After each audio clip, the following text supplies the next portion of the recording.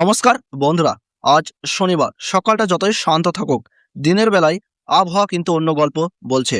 কলকাতা সহ গোটা পশ্চিমবঙ্গে আবারও ঝড় বৃষ্টি ও কালবৈশাখীর দাপট দেখা যাবে।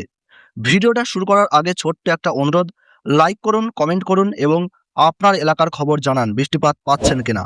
শেয়ার করে সবাইকে সতর্ক করুন আর সাবস্ক্রাইব করতে ভুলবেন না। আলিপুর আবহাওয়া দপ্তর জানাচ্ছে আজ কলকাতার আকাশ আংশিক মেঘলা। দিনের বিভিন্ন সময়ে বজ্রবিদ্যুৎ সহ হালকা থেকে মাঝারি বৃষ্টি হতে পারে। সেই সঙ্গে ঘন্টায় 30 থেকে 40 কিলোমিটার বেগে দমকা ঝোড়ো হাওয়া বইবে। তাপমাত্রার দিক থেকেও থাকছে স্বস্তি। আগামী 24 ঘন্টায় কলকাতার সর্বোচ্চ তাপমাত্রা প্রায় 32 ডিগ্রি সেলসিয়াসের আশেপাশে থাকবে এবং সর্বনিম্ন তাপমাত্রা থাকবে প্রায় 24 ডিগ্রি সেলসিয়াসের কাছাকাছি। ইতিমধ্যে দেখা গেছে গত কয়েকদিনে তাপমাত্রা স্বাভাবিকের তুলনায় অনেকটাই কমে গিয়েছে। এবার আসা যাক দক্ষিণবঙ্গের পরিস্থিতিতে। আজ দক্ষিণবঙ্গের প্রায় সব জেলাতেই ঝড় বৃষ্টির সম্ভাবনা রয়েছে। কলকাতা, হাওড়া, হুগলি, উত্তর দক্ষিণ 24 পরগনা, পূর্ব ও পশ্চিম মেদিনীপুর, ঝাড়গ্রাম, পুরুলিয়া, বাঁকুড়া, পূর্ব ও পশ্চিম বর্ধমান, বীরভূম, মুর্শিদাবাদ এবং নদিয়া সব জায়গাতেই বজ্রবিদ্যুৎ সহ বৃষ্টি হতে পারে। তবে কিছু জেলায় দুর্যোগের দাপট বেশি থাকবে। বিশেষ করে উত্তর 24 পরগনা, দক্ষিণ 24 পরগনা, পূর্ব মেদিনীপুর, পূর্ব ও পশ্চিম বর্ধমান, বীরভূম, মুর্শিদাবাদ এবং নদিয়ায় 40 থেকে 50 কিলোমিটার বেগে ঝোড়ো হাওয়া বইতে পারে, সঙ্গে বজ্রবিদ্যুৎ সহ বৃষ্টি।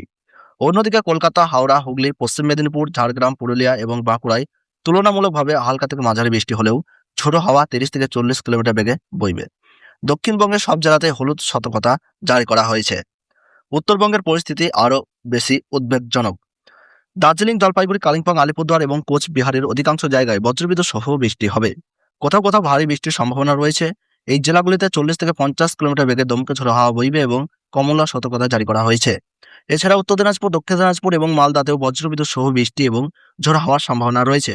এই জেলাগুলিতে হলুদ সতর্কতা জারি করা হয়েছে। শুধু পশ্চিমবঙ্গেই নয়, বাংলাদেশের বিভিন্ন এলাকাতেও একই ধরনের আবহাওয়া পরিস্থিতি তৈরি হচ্ছে।